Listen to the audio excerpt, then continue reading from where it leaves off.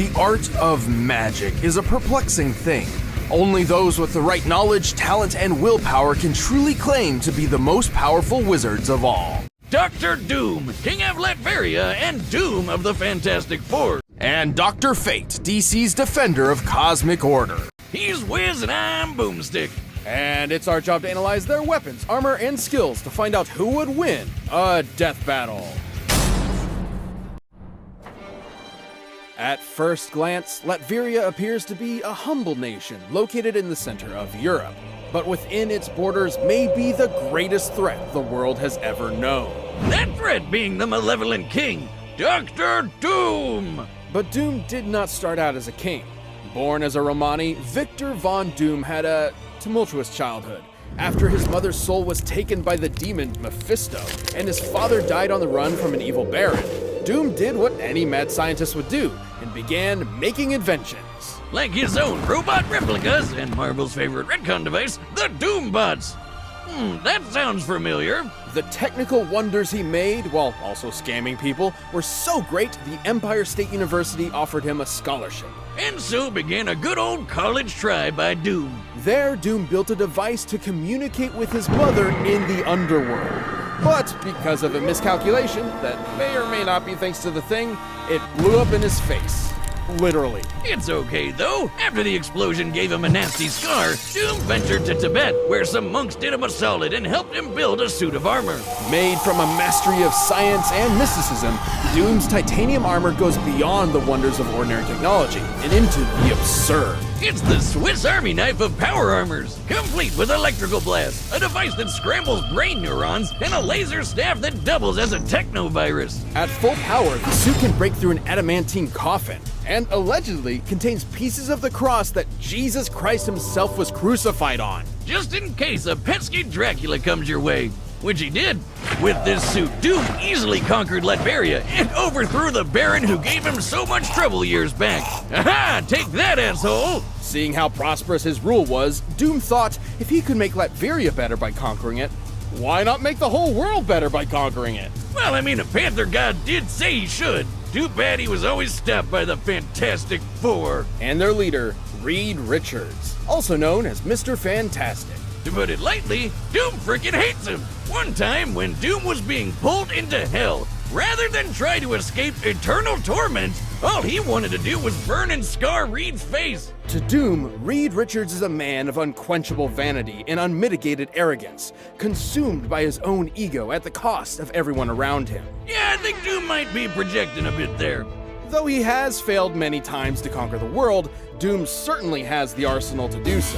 Antimatter guns, bombs that transmute things to chrome, a molecular expander that turns tiny particles into boulders, and time shift bombs that'll send you several seconds into the past. But his most interesting gadget is the Cosmic Power Siphon. While not particularly fashionable, at least before he implemented it into his suit, the siphon has absorbed and stolen the powers of numerous cosmic entities. You might be asking, if Doom has all these gadgets, why doesn't he use them more often? Well, in his own words, Doom's reasons are his own. Do not question them. But Doom is more than just a scientist. He's also a magician, in fact, a contender for Sorcerer Supreme. As such, he can employ all manner of magic spells, barriers, teleportation, mystical energy blasts, etc. And if he ever wants to Freaky Friday a foe, he can use a mind swap technique he took from the Ovoids to switch bodies. Like this. Oh, how do you walk with these scrawny legs? This one isn't even a gun! Why are there 6 of you? Am I drunk? Dummy! Change us back! It should come as no surprise that a multi-classing nerd like Doom has taken on some of Marvel's toughest heroes. He's faster than Reed Richards, who reacted to interstellar beams fired by Galactus, and has even deflected Thor's hammer. The same hammer that flew Thor across the universe in seconds. Knowing Marvel's universe has a diameter of at least 1 trillion light years, Mjolnir must have been moving over 2 quintillion times the speed of light. And that's not even getting into Doom's battles with the Green Universe Clapper, the Hulk. Or the no-holds-barred punch he took from Sentry with only 7% of his suit's power left. With so much tech and magic, it's a wonder Doom ever loses. Well, for all his achievements, Doom does have one insurmountable weakness: squirrels. I knew it! Nobody's a match for those little bastards but me.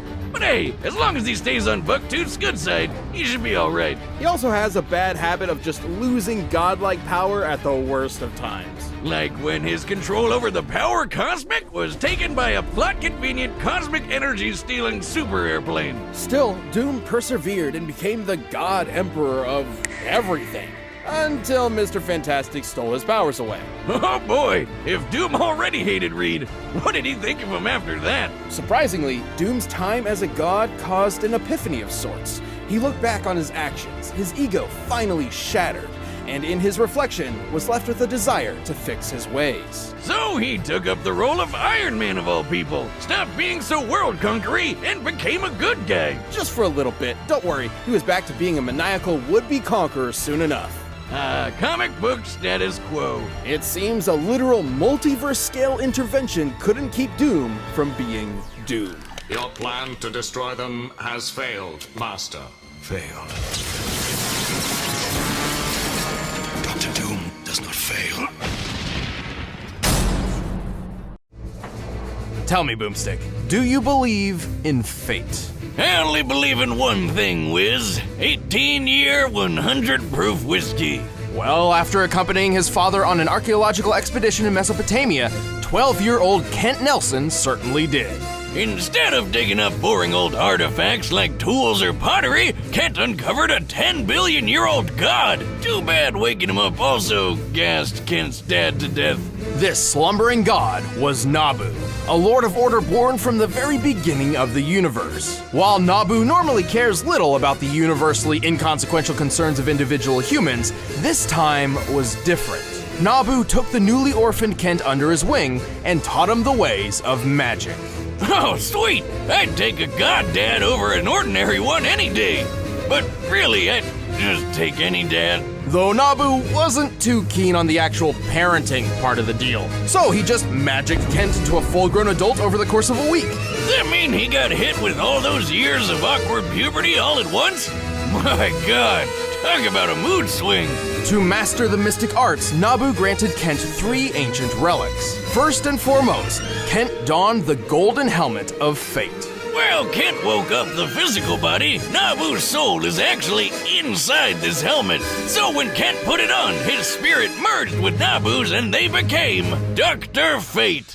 I am an agent of order. Wait, he's 12. Technically, he can't be a doctor yet, right? Well, in time, he became a trained physician and achieved a PhD in archaeology. Good for him. Anyway, he's also got the Cloak of Destiny, which gave him flight, super strength, and superhuman durability. Lastly, he received the Amulet of Anubis, a talisman which increases Fate's powers, counters opposing magic, and can launch an intense beam of magical firepower. It also houses its own pocket dimension, where the souls of past Dr. Fates reside. Oh yeah, lots of people have worn that shiny helmet, and not all of them were doctors. Even Kent's wife Inza got in on the magic action. But Kent is, like, the main one, so we're sticking with him. As Dr. Fate, Kent became the immortal champion of the supernatural Lords of Order in their fight against the vile Lords of Chaos. And he learned tons of wacky wizard skills he can use with just a thought. Perfect for putting chaos gods in their place. Fate can use telekinesis, cast illusions, erect force fields, hypnotize foes, read minds, teleport vast distances, create an astral projection of himself, travel through time and dimensions, and even manipulate matter at a molecular level. Let's face it, Wiz, he's so powerful he can basically do whatever the hell he wants. Like that time he did a Freaky Friday body swap with Blue Beetle like it was nothing. He can even conjure up Superman's Kryptonian powers for himself. That's right.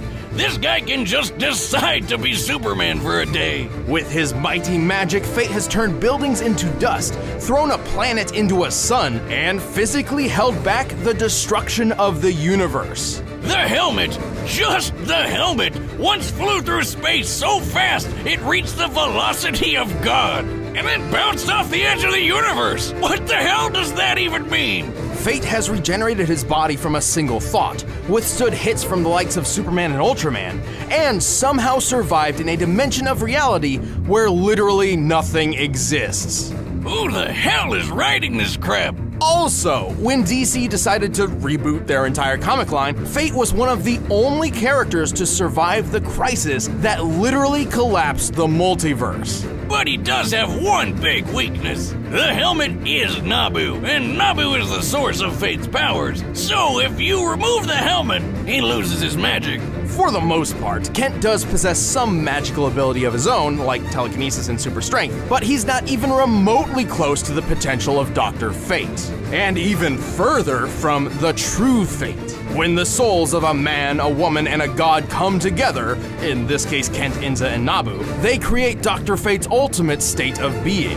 An entity with enough power to rip the universe apart and effortlessly overpower other Lords of Order and Chaos. Sadly, like all Menage a Trois scenarios, keeping this going for too long could destroy all three of them. So Fate doesn't go final form unless he absolutely has to. Still, the people of the cosmos can sleep easy knowing Fate is on their side. Your fate is utterly binding. Who are you? Well, let me show you, my friend. All right, the combatants are set, and we've run the data through all possibilities. But first, I'll teach you how to be a wizard in the battle!